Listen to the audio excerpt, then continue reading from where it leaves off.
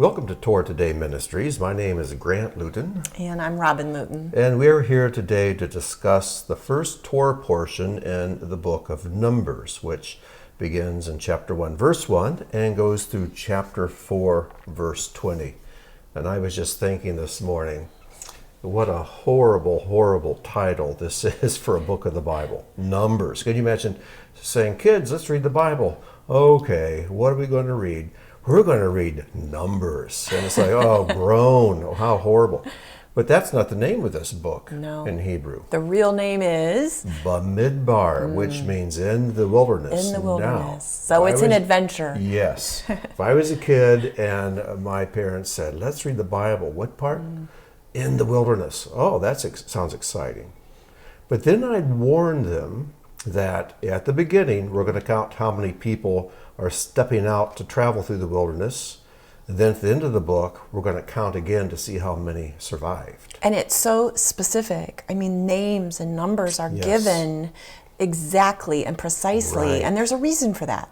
There is a reason for that. Well, there's a reason for this whole story being given to us in the Torah grant, because we always, as we've shared on this podcast and in lots of conversations, their story, referring to God's people, Israel, their story is our story. It is our story. And these portions are our portions. Yes. And the timing is our timing. It is, so exactly. Let's figure out how in the world this story about counting people in the desert can be at all relevant to our story. Well, let's first set a ground rule as we go through the Torah. When the Torah is talking about the nation of Israel, the people of Israel, so many times and throughout the scriptures, all the way through, Israel is treated as if it is one individual. Right. We know it's made up of tribes and families and people and individuals and adults and children. But as a whole, it's a picture of one person. And this is why the nation is called by a man's name. It's called Israel. That was a man's name. So as we read about Israel, think about you. And when you read about the parts of Israel, about the part of the people succeeded, and there were a portion of the people who failed. In you, there are portions of you that succeed and have faith. There are parts of you that don't have faith. And there are parts of you that need to die and parts of you that need to grow up and mature and truly live, as we see happening with Israel. So instead of thinking of this as just being a bunch of people thrown together, think of this as the complicated mess that is you and me. Well, it's funny you say that, because as I was looking at the big picture of this story, I was thinking about how this in the wilderness story is about this mob of people who's more than just a mob, as you just mentioned, and they've left Egypt and they're headed toward Canaan, and in between there's this very significant journey. And so it just harkens to the big existential questions in life. Where have I come from? Where am I going? And what in the world is the thing that I'm going through supposed to teach me, right? Yes. And Numbers, if we read it in this way, it is such a practical book and such a timely book to help us understand our own journey. So can we start with a question? Sure. What is the significance of each person literally being counted? Because they are counted. It's a sign of God's love. You count what you love. You do. You can ask any elderly person, how many children do you have? And of course, that's an easy one. Well, I've got 3 children. How many grandchildren do you have? And their eyes light up. I have 12 grandchildren, 7 boys and 5 girls. And they'll give the ages of what they're doing, because you count what you love. You're aware of it. If you love books, you probably can name how many books you have in your collection. If you love money, you certainly know what your bank account is. Right. And God counts us. He counts people because he loves his people. And when you mentioned a minute ago that it's important that we don't just look at this nation of Israel as a ragtag group of people that were slaves and they've been called into the desert to wander around, but he's bringing himself he's preparing for himself a bride and a people to know him. That's and to right. respond to him that can really be intimate with him. Yes. And when I read this portion, at first glance it feels boring, but at a deeper look I realize that he wants us to understand that each soul matters. Yes, absolutely. When he counted these people, he wasn't just up on the mountain. Moses and Aaron were up on the mountain just pointing from a distance, but the sages tell us that every single person received attention, and they looked in their eyes. Yes.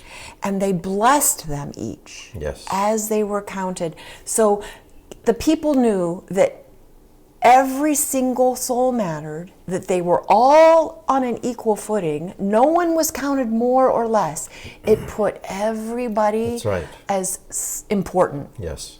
And in verse 2, chapter 1, verse 2, where it says, take a census, in the Hebrew it says, Su'u et rosh, lift the head. Lift the head. It's like God saying, I want you to put your finger to the chin, lift up, look in their face. Isn't there a passage that says he is the lifter of my head? Yes. He is the That's one exactly what it that is. keeps us, because when you are in despair and despondent, your head goes down and you look at the ground.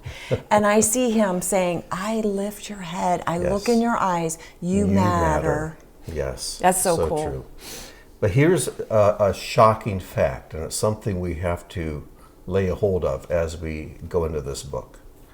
As they count all the people in chapter 1, and when you get near the end of the chapter, in verse 44, it gives us the total. Right. It says, these are the countings that Moses, Aaron, and the leaders. So there's Aaron, Moses, and 12 leaders, 14 men who are doing the counting. Counted 12 men, one for his father's house were they. These were all the countings of the children of Israel, according to their fathers' households, from 20 years of age and up. So they counted the men from 20 years of age and upward. Everyone who goes out to the legion of Israel. All their countings were, now here's the number, 603,550. 630550. Now here's the shocking fact. Every single one of these men is going to die in the wilderness, except for 2. Oh, and why? Why was that? Well, lack of faith. Because of fear. Fear of God's the beginning of wisdom. And fear of God is the beginning of true love of God. But fear of anything else is sin. Well, when were these men afraid? I'm trying to give an overview of the story. There are several examples on their way to Jordan, and we have to understand something. In the first chapter of Deuteronomy, we're told how long it takes to travel from Mount Sinai to the Jordan River. It's 11 days. So all they had to do was keep it together for 11 days from Mount Sinai to Jordan, and then they could go right into the land. But they came up to the Jordan. They came up with this bright idea. Let's send some spies across to kind of check it out. This is where I'm going with my question. Yeah. I want you to review that for us. God has already told them what the land is like. It's flowing with milk and honey. It's a wonderful land. It's a beautiful land. And I've gone ahead of you. Yes. Yeah, and you guys, you're going to go in there. You're going to succeed and have victory. It's going to be fantastic. Well, let's go check it out first. We want to see it with our own eyes. And so, as the story goes, we'll come to it later in Numbers, they send across 12 spies, one from each tribe. And when they come back, even though they bring the fruit of the land and talk about how great the land is, 10 of the spies say, but we can't go in there. It's just too tough. And they were afraid for their wives and their children, said they'll die if we go in there. And they turned the hearts of the people against God. There was murmuring in the tents. And it was such a horrible sin. This is the worst sin, even worse than the golden calf. This was the worst sin that Israel as a people ever committed. Well, Canaan was the purpose for leaving Egypt, but they never arrived. They just got caught in the in-between. That's right. So the purpose of the 40 years in the wilderness was so all of these men would die because they didn't have the faith to go in. we have to understand that Canaan does not represent life after death. I know, because growing up, it always seemed like Canaan land was heaven. But across the Jordan when I die and enter Canaan land, right. well, yeah, it's going to be great. But Canaan land simply represents the place of mature fruitfulness and warfare, spiritual warfare. But real abundant life. An abundant life coming into your inheritance. Everything that's gone before is prepare you for this. This is the goal. And you know what? There are parts of me that need to die in the wilderness. There are parts of me that are faithless and immature, that are fearful. And God says, the promised land is for people of courage and faith. And if you don't have courage and faith, it's not a place for you. You can't go in. And so over these 40 years, they had thousands of deaths per day. You can do the calculations, and every day there were funerals. Well, that just sounds like a really sad story. So is that the theme of the people of Israel? That's just sad. No, that's half the story. The other half is all those under 20 years old. All the young people who came out of Egypt. They grow up and take their place, and they go in. You know, when we come to faith in Messiah, when we have our Passover experience, and we put our faith in the blood and body of the Lamb, and we're passed from life to death, from slavery to freedom, and there's such a thrill. Life has changed. Life is different. Then God says, I love you, and I've got a great plan for you. But there's part of you that's not ready to go in. And that old part of you that's faithless and fearful has to die. It just has to go away. But there's a new part of you that needs to grow up and become strong, and it can go in and it can take over. So the wilderness period, these 40 years, are a picture of every wilderness we have to go through whenever there's a worthwhile endeavor. And there are times that we have to have a desert experience. The thing that I noticed too, Grant, is at the beginning of this portion, it makes it clear that it was in the wilderness that God spoke. Yes. And that is when he speaks, isn't it? Well, the word for wilderness, Midbar, if you take off the first letter, the mem, what you're left with is devar, which is the word for word, or deber, which means to speak. And it was in the wilderness God spoke.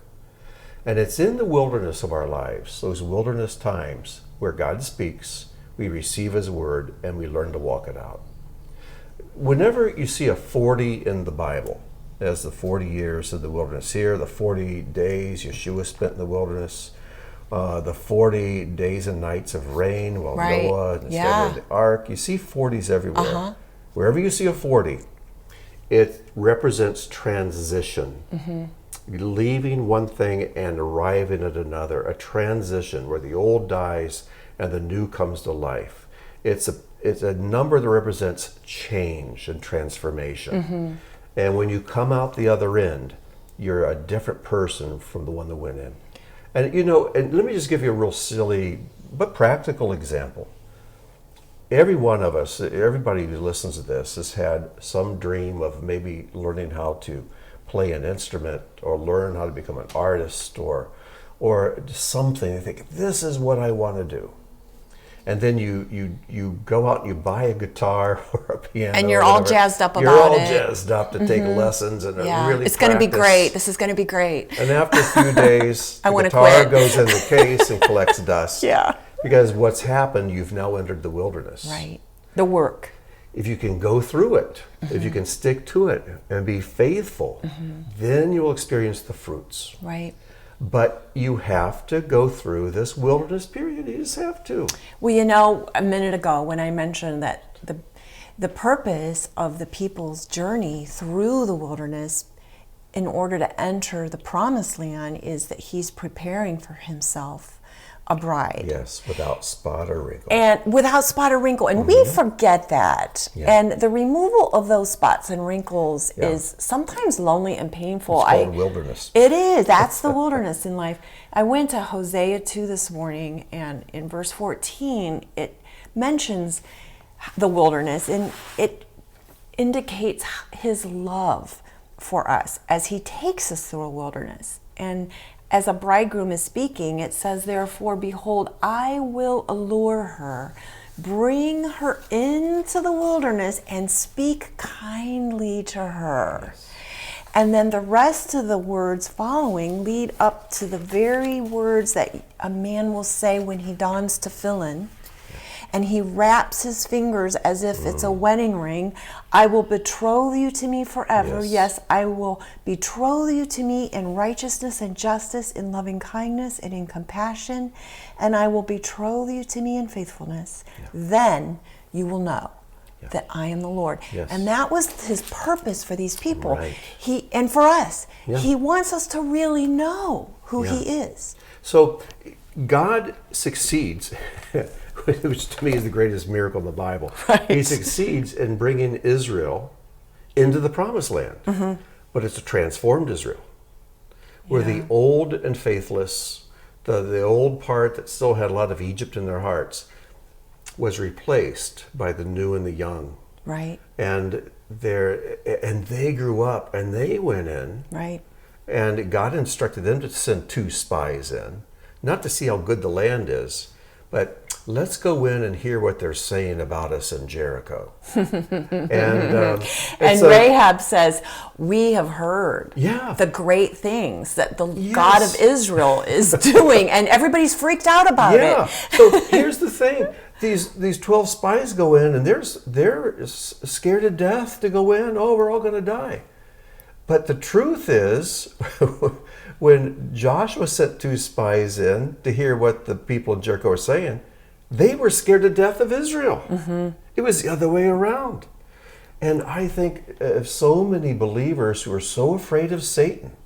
The thing is, he's scared to death of us. Yeah. Because if we'll just stand in faith, he'll flee from us. When we put on our armor and draw our sword, he runs screaming away like a little girl. But we have to learn these things. Yeah. I mean, there was this one-time event of leaving Egypt, and we can all say, "Oh, great, we've been redeemed, and we've crossed over, and now we're in." Now the training begins. Well, that's the thing. It's an ongoing relationship. It is. And it leads us, hopefully, into a place of abundance, but it's an ongoing process. It is. Can we transition and talk a little bit about the encampments? Sure, absolutely. I think that's really interesting how once they come out of Egypt, he gives them his word, and then he gives them order in the camp. That's right. What is that all about? Well, when they came out of Egypt, they were just a mob. Right. There was no order. They just walked out, and that was fine. Mm-hmm. But I was thinking about the 6 days of creation. On the first 3 days, God separates. He separates light from darkness, and then he separates the waters above from the waters below, and then he separates the waters from the dry land. So separation, separation, separation. And that is how you bring order to something. If your kid's bedroom is a mess, that means there's socks and books and toys and CDs and electronics just laying around everywhere. Right. And you tell him to clean the room, what does he do? He puts the socks in the sock drawer, he puts the dirty clothes, the books on the shelf, he separates them, puts them away. Mm-hmm. And now there's order. So the first 3 days of creation, there's separation. So that brings order. But then days 4, 5, and 6, he fills what was separated.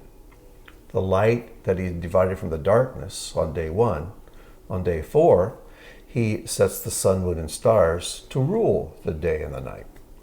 He gives it purpose. He gives it completes purpose. He fills it now. Now he begins to use it. Mm-hmm. Day 2, he separated the waters above from the waters below.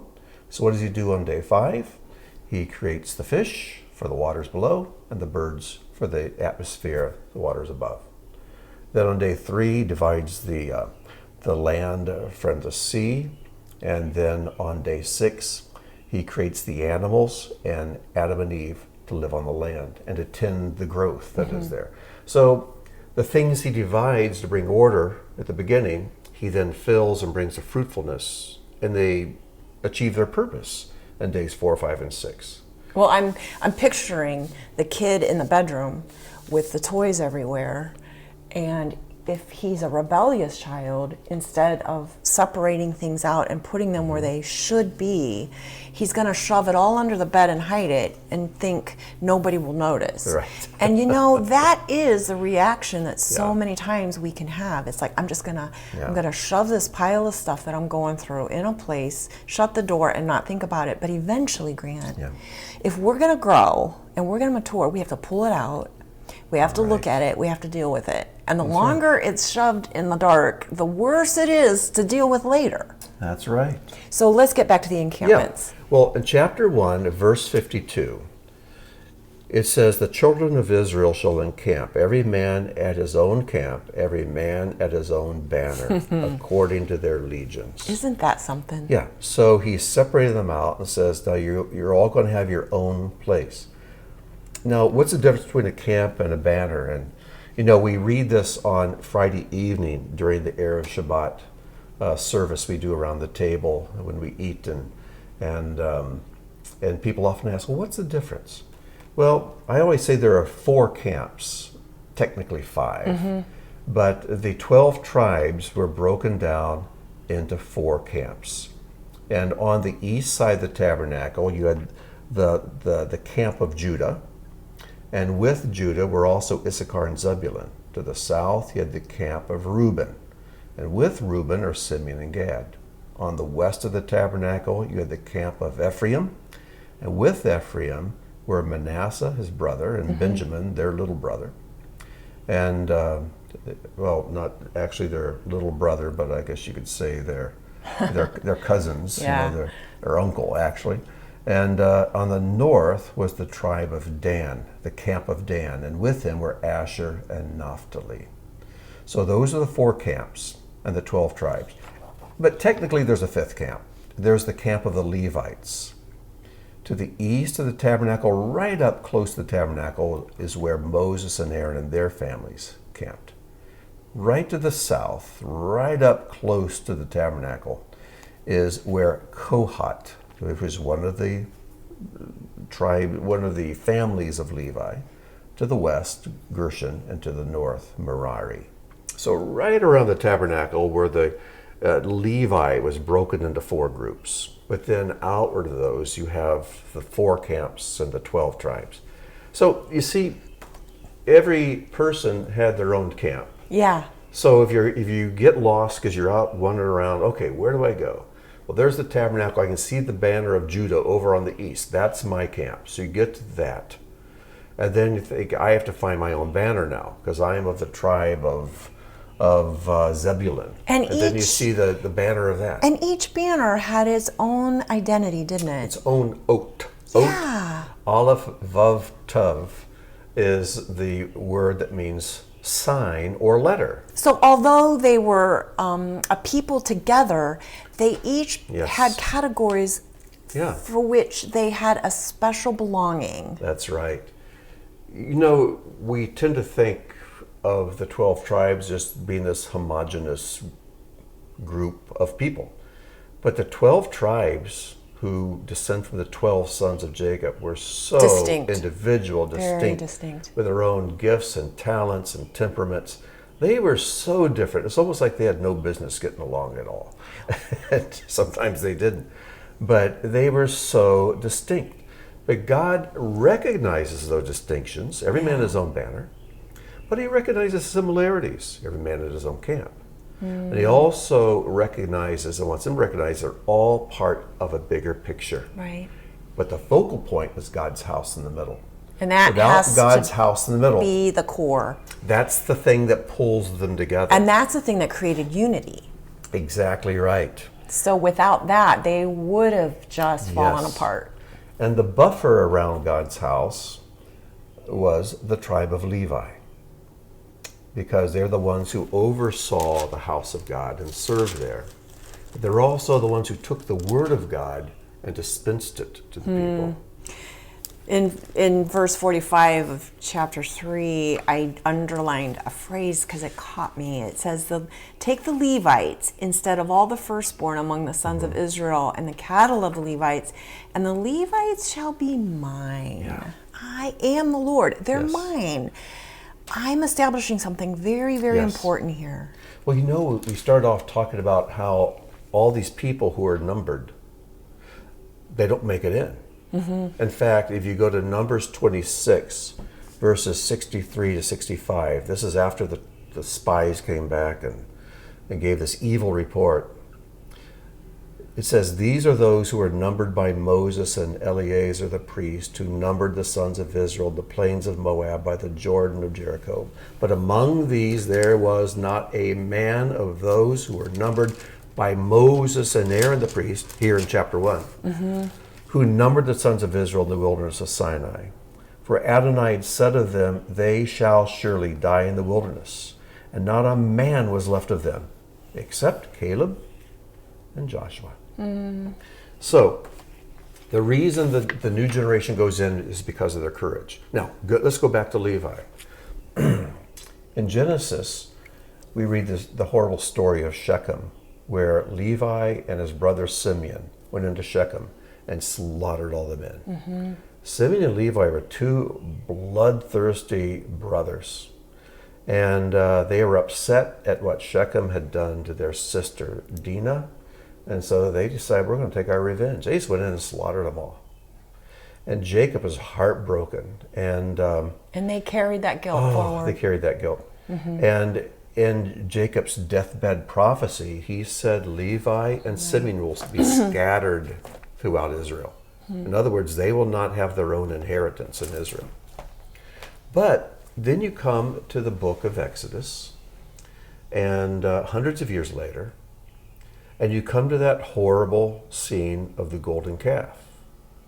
And there was one tribe that did not participate at all. Right. That was the tribe of Levi. Yeah. Simeon participated. And so Levi God didn't. says, they are special to me. So he elevated them. That makes sense. That one bad choice that they lost the inheritance of land they would have had. Yeah. But the one wise choice there at the golden calf elevated them to where they became the priestly tribe.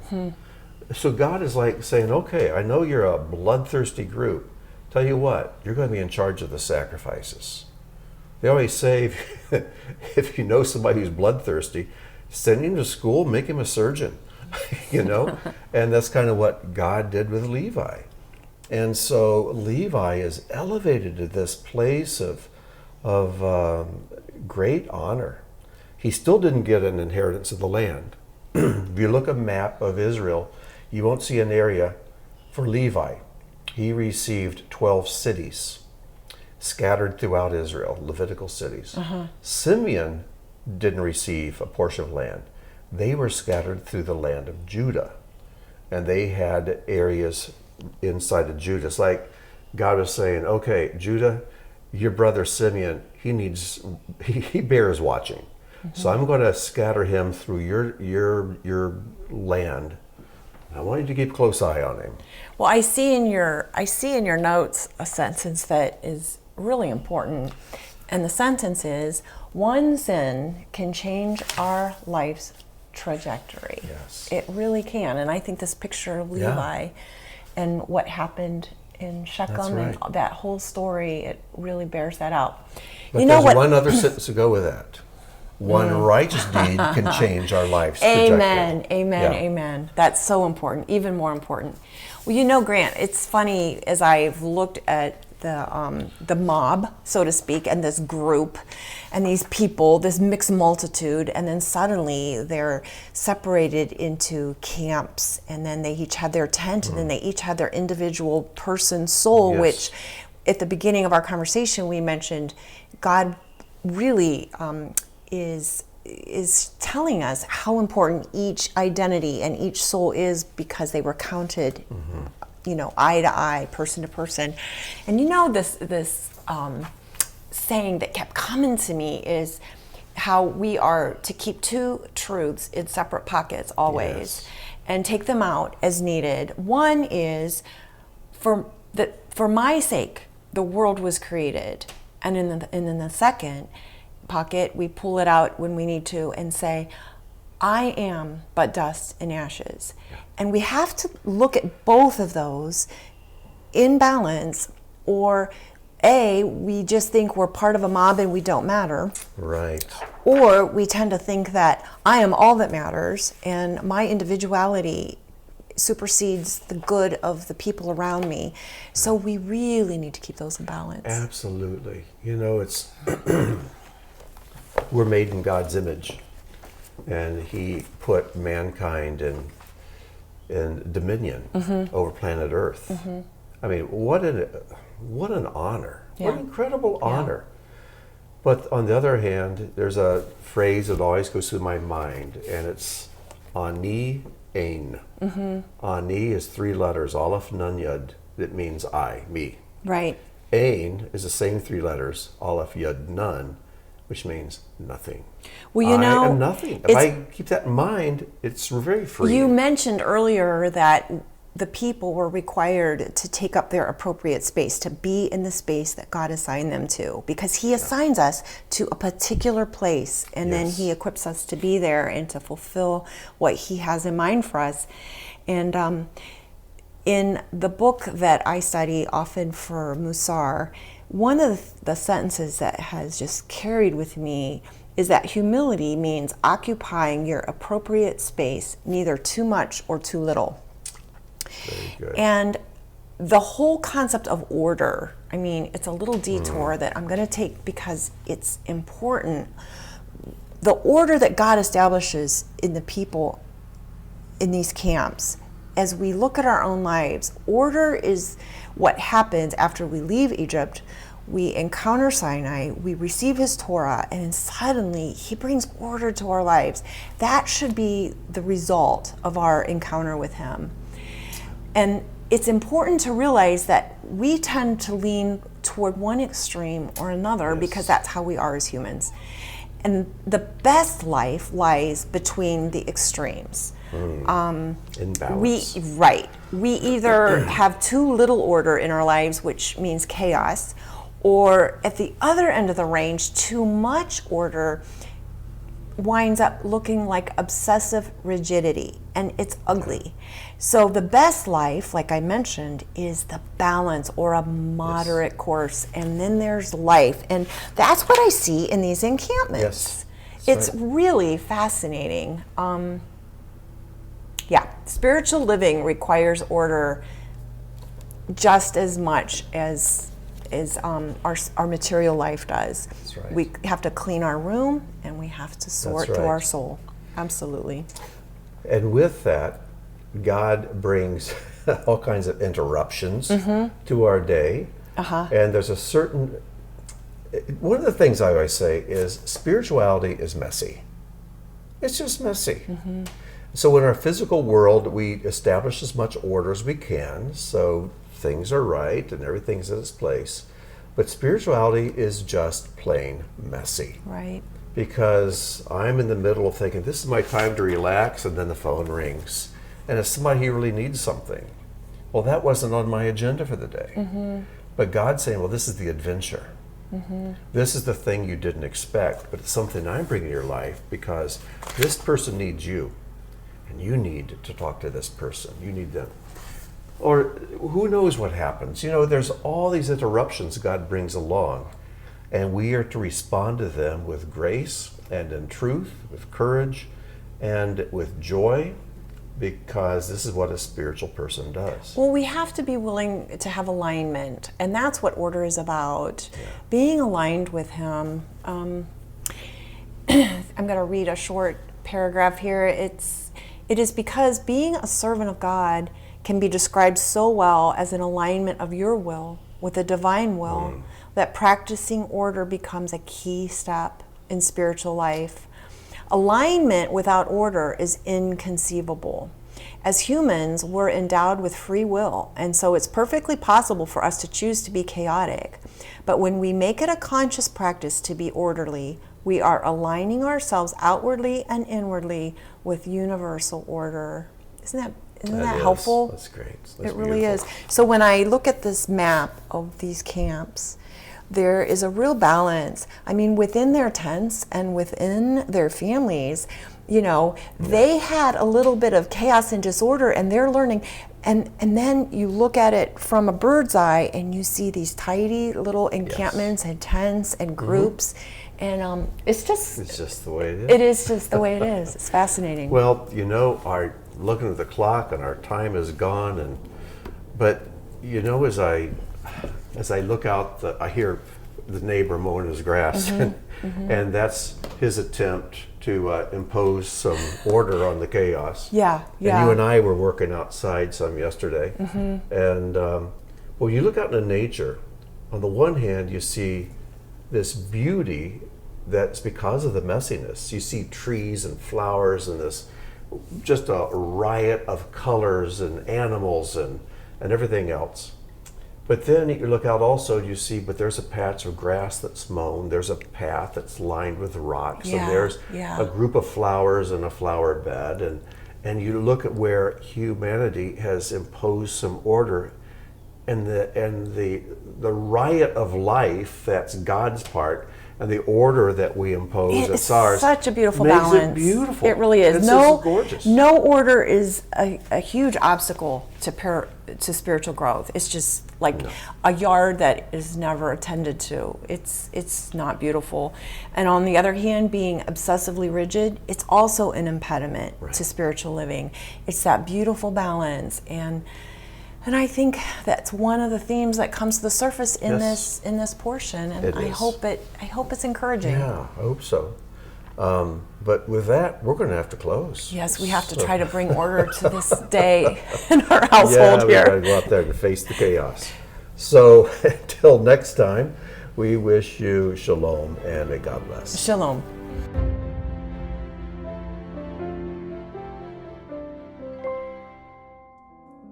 Thank you for joining us for today's teaching. If the work of Torah Today Ministries has touched your life, please consider making a donation or sponsoring an upcoming video. As a video sponsor, you'll have an exclusive opportunity to memorialize a family member, celebrate a special event, or simply support the ongoing creation of similar content. Your tax-deductible contribution helps ensure that our teachings continue to reach all who are longing for truth. Click the link or visit our website to learn more.